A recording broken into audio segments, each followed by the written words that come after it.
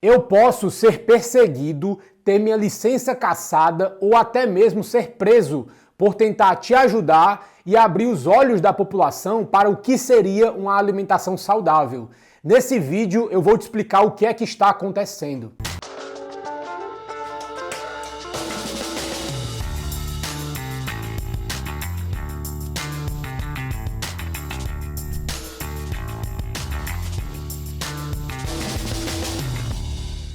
Oi, tudo bem? Se você não me conhece ainda, eu me chamo Bruno Shoa, eu sou nutricionista e também um especialista em ciência nutricional, a ciência aplicada para a sua saúde, emagrecimento e boa forma. E no vídeo de hoje eu vou te mostrar que o mundo em que nós vivemos é mais podre do que você imagina. E um grupo de pessoas corruptas, ignorantes e estúpidas podem estar acabando com a saúde da população. Mas antes de dar início a esse vídeo, eu já vou te pedindo para que você deixe seu like, se inscreva no canal e ative o sininho, para sempre que saírem vídeos novos, você ficar sabendo. E também, quando você faz isso, me ajuda muito a levar essa informação ao máximo de pessoas possíveis, além de me motivar bastante a trazer mais conteúdos aqui para o canal. E para dar início ao vídeo, eu queria te contar uma pequena história que se passa em meados de 1840, onde a ciência não entendia ainda os germes. E um médico húngaro descobriu e provou que lavar as mãos era essencial contra as infecções.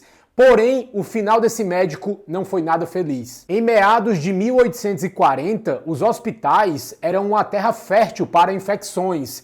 Eram locais sujos, cheios de doentes em salas fechadas, com pouca ventilação e sem água limpa. Nesse período, era mais seguro você ser tratado em casa do que em um hospital, onde as taxas de mortalidade eram de 3 a 5 vezes maiores do que no ambiente doméstico. Nessa época, os hospitais eram até mesmo conhecidos como casas da morte. E nessa época, a ciência ainda não compreendia os germes. E um médico tentou aplicar o método científico para impedir a propagação das infecções. Esse médico tentou implementar um sistema de lavagens de mãos em Viena, em 1840, para diminuir as mortalidades nas maternidades. O nome desse médico era Ignaz Semmelweis. Foi um médico húngaro, conhecido como um pioneiro dos procedimentos antissépticos. E a tentativa de Ignaz de implementar um sistema de lavagens de mãos foi uma tentativa bastante digna, porém fracassada. Ele acabou sendo demonizado pelos seus colegas médicos. As mulheres tinham mais chances de saírem vivas dando à luz no meio da rua do que no hospital. Na época, Ignaz trabalhava em um hospital de Viena, que tinha tantas mortes quanto qualquer outro hospital. E nesse período, a ideia de que as más condições do hospital estavam aumentando o número de mortos não passava pela cabeça dos médicos. E dentre as pessoas que apresentavam maior risco de morte estavam as mulheres grávidas, principalmente aquelas com problemas durante o parto, pois as feridas eram um habitat ideal para bactérias, que os médicos cirurgiões carregavam de um lado para outro. E uma das primeiras coisas que Ignaz começou a perceber foi uma discrepância bastante grande no número de mortes em duas salas diferentes onde as mulheres estavam dando à luz. As salas eram idênticas, porém, em uma delas, quem fazia o parto eram estudantes de medicina e na outra sala, quem fazia os partos eram parteiras. Na sala onde os estudantes de medicina faziam os partos, as mortes chegavam a ser 3 vezes maiores do que na sala das parteiras. E em 1847, Ignaz teve uma pista sobre o que estava acontecendo. Ele começou a analisar o corpo de um colega dele médico que havia morrido por cortar a mão. Naquela época, cortar cadáveres envolvia um risco físico, muitas vezes até fatal. Qualquer ferida, por menor que fosse, causada pelo bisturi ou pela faca de dissecação, trazia o risco de morte, até mesmo para aqueles profissionais mais experientes. E nesse ponto, Ignaz começou a se questionar: será que os médicos que estavam na sala das autópsias levavam partículas cadavéricas para as salas de parto, ele começou a observar que vários médicos e estudantes de medicina saíam direto de uma autópsia para cuidar das mulheres grávidas. E assim, ele concluiu que a grande diferença da sala dos médicos e da sala das parteiras é que os médicos faziam autópsias e as parteiras não. Seria essa a chave do mistério que explicaria a diferença de mortalidade nas duas salas? Ele concluiu que o material infeccioso dos cadáveres estava matando as mulheres e começou a instalar no hospital uma bacia cheia de solução de cal e cloro e começou a salvar a vida das mulheres com 3 simples palavras: lave as mãos. Uma coisa bastante simples e até óbvio para nós, porém não era óbvio na época. E assim, os médicos no hospital que Ignaz trabalhava começaram a lavar as mãos após saírem de uma autópsia para depois irem para as salas de parto. E a taxa de mortalidade dessas mulheres grávidas, que era de 18%, caiu para 2%. Em outras palavras, esse método trouxe resultado. Ele implementou o sistema de lavagem de mãos e as taxas de mortalidade caíram drasticamente. Você pode questionar o método, mas você não pode questionar os resultados. E os resultados de Ignaz eram muito convincentes. Os dados foram coletados e com certeza ele salvou muitas mães naquele período. Porém, Ignaz não conseguiu convencer todos os seus colegas médicos de que a contaminação pelos cadáveres é que estava aumentando a frequência das mortes. Muitos dos seus colegas médicos não aplicavam a lavagem de mão porque não acreditavam que isso era verdade. E alguns que até se dispunham a aplicar não faziam isso de uma forma correta, o que trazia resultados medíocres. Nós temos que entender que o que Ignaz estava dizendo naquela época era que os médicos estavam matando as mulheres. E isso era algo difícil de aceitar. Ignaz foi criticado por vários dos seus colegas médicos.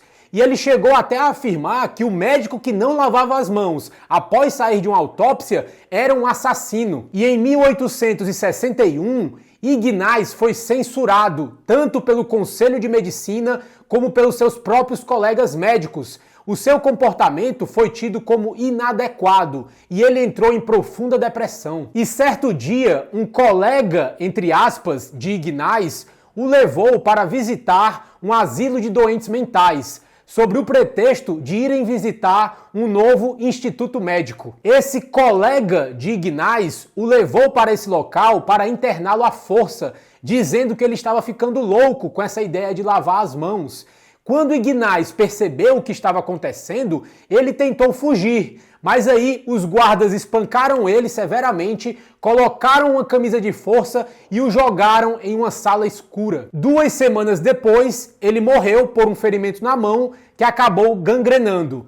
Ignaz tinha 47 anos. Essa é uma história real, que aconteceu na vida real. E é uma história que me deixa triste, mas ao mesmo tempo muito puto. Eu fico indignado. Como pode um homem que só queria fazer o bem e mostrar a verdade acabar com esse triste fim por causa de gente estúpida, ignorante, arrogante, que não admite os próprios erros, não tenta melhorar e não tenta evoluir? É uma loucura. Ignaz morreu por culpa de um bando de retardados com diploma. Ignaz trouxe uma ideia simples, porém muito eficaz, que diminuía drasticamente o número de mortes. Simplesmente lave as suas mãos. Mas ele foi negado, foi rejeitado pelos outros médicos porque ele estava além do seu tempo. Um bando de médicos que deveria saber o que estava fazendo não sabia de nenhuma. E aí acabou destruindo a vida de um grande médico. Eu não consigo nem expressar a raiva que eu tenho só em contar essa história. E o pior é que hoje em dia não é muito diferente. A maioria dos médicos, nutricionistas e profissionais da saúde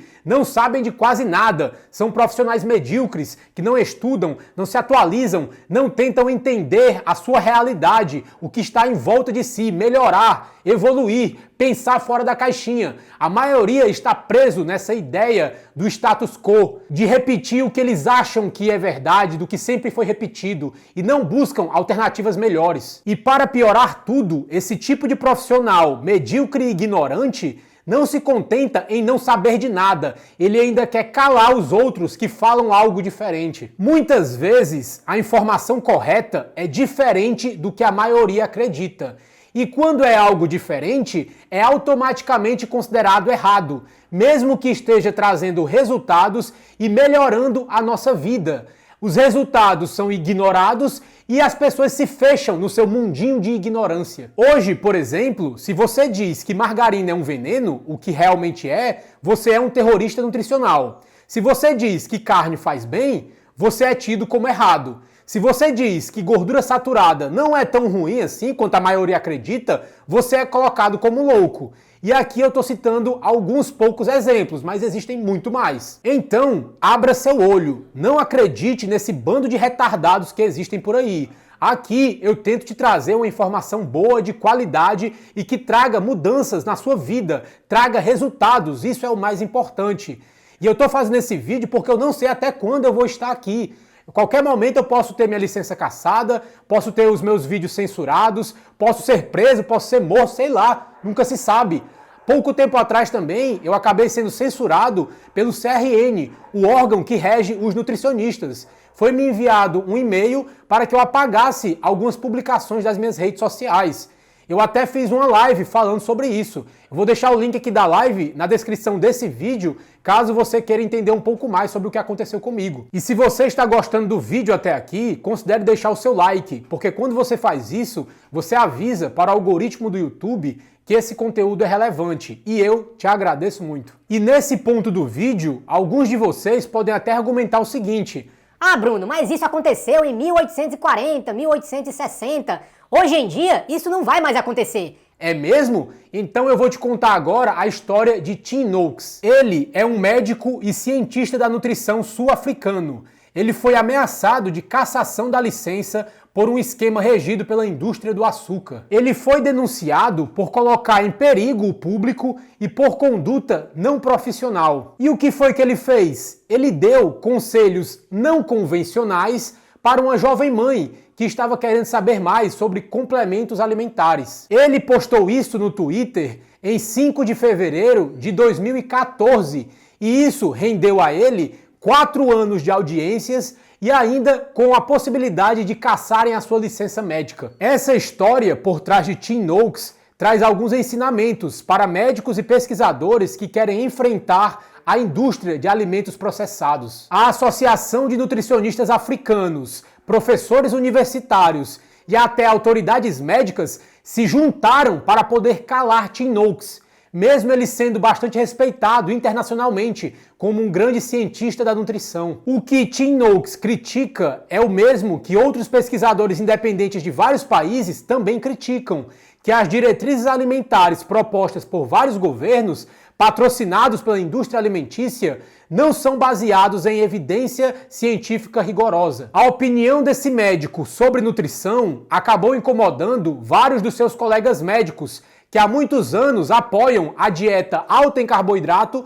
e baixa em gordura, que também é sustentada pelas diretrizes alimentares de vários países. Por causa desse tweet de Tim Noakes em 2014, ele foi afastado da universidade e vários colegas médicos disseram que ele estava fazendo afirmações ultrajantes e não comprovadas. Veja que o que aconteceu com Ignaz em 1840 voltou a acontecer com Tim Noakes em 2014. É um absurdo. O tempo passa, mas as coisas voltam a se repetir. Eu só lembro de uma frase que eu escutei certa vez, que diz que os idiotas vão dominar o mundo, não porque eles são melhores, mas porque eles estão em maior número. Alguns médicos e nutricionistas que são ignorantes, incompetentes ou vendidos para a indústria querem distorcer a verdade e calar aqueles que a propagam. E daqueles médicos e nutricionistas que atacaram Tim Noakes, não é de se surpreender que a maioria deles tinha ligação com a indústria alimentícia ou de medicamentos. Tim Noakes chegou a enfrentar uma profunda depressão nos primeiros meses do processo de julgamento, mas no final ele foi absolvido de todas as acusações. Pelo menos dessa vez, nessa história, nós tivemos um final feliz. Você também pode ver a história de Tim Noakes apresentada em um documentário chamado Fat Fiction. Eu vou deixar o link do documentário aqui na descrição desse vídeo. E o caso de sucesso de hoje é um dos meus seguidores do Instagram. Ele conta que depois de me conhecer e começar a seguir o que eu falo, conseguiu perder 15 quilos em 2 meses. E é isso que acontece quando você utiliza o melhor que a ciência nutricional tem a te oferecer. Você consegue resultados expressivos em um curto período de tempo. Parabéns! Bem, pessoal, mas por enquanto é isso. Eu espero que esse vídeo tenha te ajudado de alguma forma. Foi um vídeo mais para você entender que existem tipos de profissionais aí no mercado. A maioria deles não são bons, a grande maioria é ignorante, quer calar aqueles que sabem de alguma coisa, então é um negócio bem complexo. Muitos deles são ignorantes porque não vão atrás de informação e outros são ignorantes porque se vendem para a própria indústria, para benefício próprio. Então abra seu olho, tome cuidado com quem você procura para poder te dar conselhos sobre sua saúde, porque não é em todo mundo que você pode confiar não. Muitas pessoas não são confiáveis e outras não sabem nem o que estão fazendo. Então tome cuidado, abra seu olho. Se você gostou do vídeo, já deixa seu like aí, porque você também me ajuda muito fazendo isso. E você também pode compartilhar esse vídeo com alguém que você goste e que você quer que ele saiba, né?